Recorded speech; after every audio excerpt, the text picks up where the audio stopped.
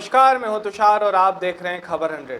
आइए रुख करते हैं आज की खबरों की ओर, पर उससे पहले एक नजर आज की हेडलाइंस पर।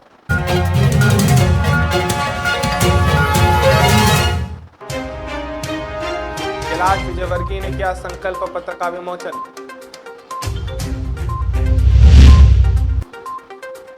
प्रशासन की भारी लापरवाही के कारण बढ़ते सड़क हादसे। उज्जैन पुलिस ने की फरार अपराधियों की धरपकड़ शुरू। केंद्रीय मंत्री नरेंद्र सिंह तोमर ने कांग्रेस नेताओं पर साधा निशाना।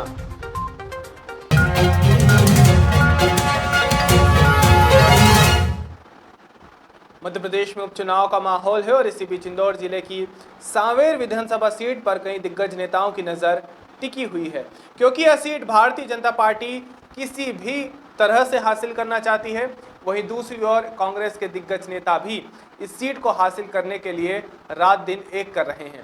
बुधवार को भारतीय जनता पार्टी के प्रत्याशी तुलसीराम सिलावट के समर्थन में सांवेर क्षेत्र के धर्मपुरी में केंद्रीय मंत्री नरेंद्र सिंह तोमर की आम सभा हुई, जहां पर नरेंद्र सिंह तोमर ने पूर्व मुख्यमंत्री कमलनाथ और कांग्रेस के कई दिग्गजों पर निशाना साधा है।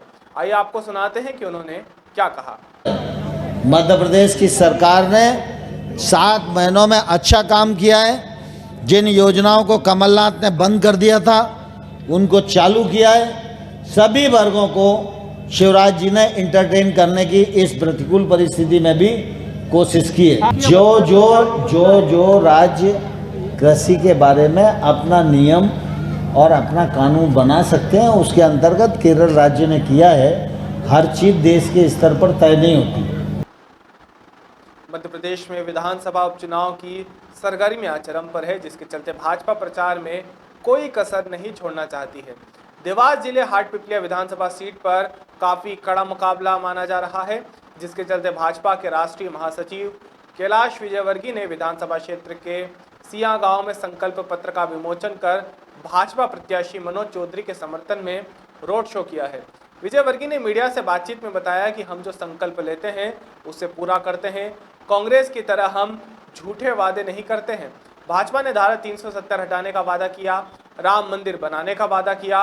परिणाम यह है कि आज पूरे देश के सामने ही है। विजयवर्गीय ने कहा कि मध्य प्रदेश में भाजपा उपचुनाव में पूर्ण बहुमत के साथ जीत रही है। 100% लगभग 25,000 से ज़्यादा से जीतेंगे मनोज बाबू। क्या लगता है मध्य प्रदेश में क्या स्थिति रहेगी भाजपा की? मुझे कोई आश्चर्य नहीं होगा कि 28 के 28 सीट हम जीत जाएंगे।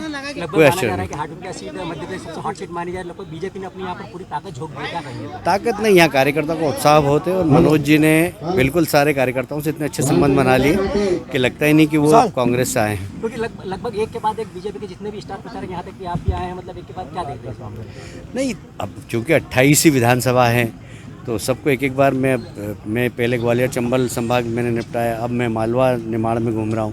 तो सब अपने अपने हिसाब से जितने भी प्रचार करने वाले हमारे नेता हैं सब घूम रहे हैं। आज आपने संकल्प पत्र का विमोचन भी किया। क्या संकल्प पत्र क्या प्रमुख? देखिए, संकल्प पत्र एक बहुत बड़ा भारतीय जनता पार्टी के लिए दस्तावेज है। जिस प्रकार हम रामायण और गीता को मानते हैं उसी प्रकार संकल्प पत्र भी हमारा एक दस्तावेज है, जिसके प्रति हमारी वचनबद्धता प्रतिबद्धता है कि हमने जो कहा है वो हम करके दिखाएंगे। और भारतीय जनता पार्टी की विशेषता ये है कि यदि हमने कहा है कि हम राम मंदिर बनाएंगे तो हम बनाएंगे, हमने कहा कि धारा 370 हटाएंगे तो हटाई हमने। तो हम जो कहते हैं वो करते हैं। कांग्रेस की तरह नहीं है कि भाई 2 लाख का किसानों का कर्ज माफ़ कर देंगे, बेरोजगार नौजवानों को भत्ता दे देंगे और उसके बाद कुर्सी पर बैठ गए तो किसान को भी भूल गए, नौजवान को भी भूल गए। भारतीय जनता पार्टी वैसी पार्टी नहीं है। इसलिए हम लोग जो भी संकल्प करते हैं उसको पूरा करते हैं, उसको सिद्धि तक पहुँचाते हैं।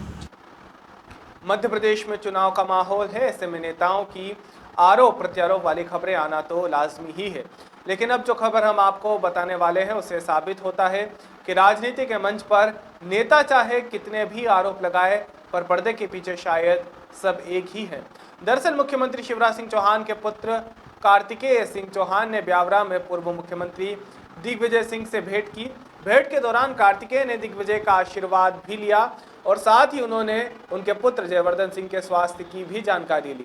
आपको बता दें कि दिग्विजय सिंह के पुत्र जयवर्धन कुछ दिनों पहले कोरोना पॉजिटिव पाए गए थे।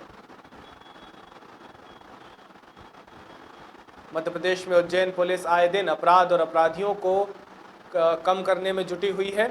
इसी के चलते पुलिस अधीक्षक उज्जैन सत्येंद्र कुमार शुक्ला के निर्देशन पर अतिरिक्त पुलिस अधीक्षक शमरेंद्र सिंह सहित अन्य पुलिस अधिकारियों के मार्गदर्शन में फरार आरोपियों के धरपकड़ के लिए कई अभियान चलाए जा रहे हैं। आपको बता दें कि इस अभियान के तहत जिला बदर बदमाश राहुल को धारदार हथियार तलवार के साथ लोगों को डराने धमकाने, मारपीट और अन्य अवैध गतिविधियों में शामिल होने पर गिरफ्तार किया गया है। साथ ही ये भी पाया गया है कि बदमाश को जिला दंडाधिकारी के आदेश से 1 साल के लिए जिला उज्जैन व सरहदी जिले देवास, इंदौर सहित अन्य क्षेत्रों से प्रतिबंधित किया गया था, लेकिन उसके बाद भी बदमाश उज्जैन में आदेश का उल्लंघन करते हुए धारदार हथियार के साथ घूमते हुए मिला है। आपको बता दें कि पुलिस ने आरोपी के खिलाफ धारा 14 मध्य प्रदेश राज्य सुरक्षा अधिनियम के तहत मामला दर्ज किया है। माननीय जिला पुलिस अधीक्षक महोदय एवं अतिरिक्त पुलिस अधीक्षक महोदय और सीएसपी मैम के निर्देश में हमारे द्वारा लगातार बदमाशों की धरपकड़ की जा रही है। उक्त धरपकड़ के दौरान ही रात्रि गश्त में हमारे द्वारा गुंडा और एचएस की चेकिंग भी की जा रही है और चेकिंग के दौरान और लगातार धरपकड़ से हमें अपराधियों को पकड़ने भी सफलता प्राप्त हुई है। इस सफलता के तारतम्य में परसों एक जिला बदर बदमाश को हमारे द्वारा पकड़ा गया था। कल रात्रि पुनः एक जिला बदर बदमाश राहुल उर्फ गोले, राहुल उर्फ गोलू पिता कुमराव मोरे निवासी अशोकनगर को धारदार हथियार तलवार के साथ में हमारे द्वारा गिरफ्तार किया गया है और उक्त बदमाश अत्यंत शातिर प्रवृत्ति का है, जिसे माननीय दंडाधिकारी महोदय द्वारा जिला दंडाधिकारी महोदय द्वारा 1 वर्ष के लिए जिला बदर कराया गया था। उसके पश्चात भी उक्त आदेश का उसके द्वारा उल्लंघन करते हुए शहर में आम नागरिकों को धमकाते हुए मिला है, जिसके विरुद्ध हमारे द्वारा कार्रवाई की गई है। मध्य प्रदेश के उज्जैन जिले से आए दिन दर्दनाक सड़क हादसों की खबरें सामने आ रही है। दरअसल उज्जैन क्षेत्र के मक्सी रोड स्थित पांड्या खेड़ी चौराहे पर एक दर्दनाक सड़क हादसा हुआ, जिसके चलते 4 लोगों की जान चली गई। आपको बता दें कि इस चौराहे पर प्रशासन की बड़ी लापरवाही सामने आई है। इस चौराहे पर किसी भी प्रकार के सिग्नल की व्यवस्था नहीं है, साथ ही ट्रैफिक पर्याप्त मात्रा में है, जिसका कोई कंट्रोलिंग ही नहीं है। इसी कमी के चलते पांड्या खेड़ी चौराहे पर आए दिन बड़ी दुर्घटनाएं होती रहती है। अब देखना यह है कि क्या प्रशासन इस पर कोई कार्यवाही करता है या फिर किसी और की जान जाने का भी इंतजार करता है। दुखद घटना हुई जिसमें कि एक पूरे परिवार के ही 4 लोग, जिसमें 3 बच्चे और माँ की मृत्यु हुई है। बाकी जो पिता हैं वो अभी जीवन और मृत्यु से संघर्ष कर रहे हैं। बड़ी गंभीरता से हम लोगों ने इस घटना को लिया है और आज हम सभी लोग यहाँ आए थे कि इसमें कैसे इस ब्लैक स्पॉट को हम कैसे ठीक करें। तो कुछ बातों में हमारे अभी चर्चाएं हुई हैं कि कैसे हम विजिबिलिटी को बढ़ाएं, अर्थात हमें दूर से ही गाड़ी अगर दिखाई देगी तो हमारे पास एक ब्रेकिंग डिस्टेंस रहती है वो, प्लस लेफ्ट टर्न्स हम कैसे यहाँ क्रिएट कर सकें उसके बारे में भी बात हुई है। साथ ही यहाँ सिग्नल भी हम जल्दी शुरू कराने की कोशिश करेंगे, क्योंकि जो आगर रोड की टाइप से जो गाड़ियाँ आ रही हैं वो ब्रिज से आती हैं, इसलिए थोड़ी तेज़ होती है।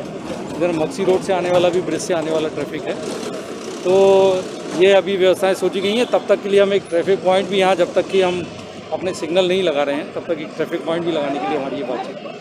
सर, शहर में पहले आपके में हम बात करेंगे, वैसे भी बीच शहर में तो जाना अभी भी ये प्रतिबंधित है। ये हमारा चूँकि बाईपास रोड है, लेकिन जैसा आपने बोला हम हर पहलू पर विचार करें। बहुत ही हृदय विदारक एक घटनाक्रम कल हुआ था और कल भी मैंने इस स्पॉट का मुआयना किया था। आज हमारे आईजी साहब ने भी इस स्पॉट का मुआयना किया है। जैसा कि आप लोग देख रहे हैं, इस चौराहे पे अभी बहुत सारे इंजीनियरिंग चेंजेस की ज़रूरत है। जो साइड में 20-25 फीट की जो जगह है उसका उपयोग नहीं हो रहा है, डेड स्पेसेस बनी है। इसके अलावा जो स्पीड ब्रेकर्स हैं कई जगह लगाने की आवश्यकता है।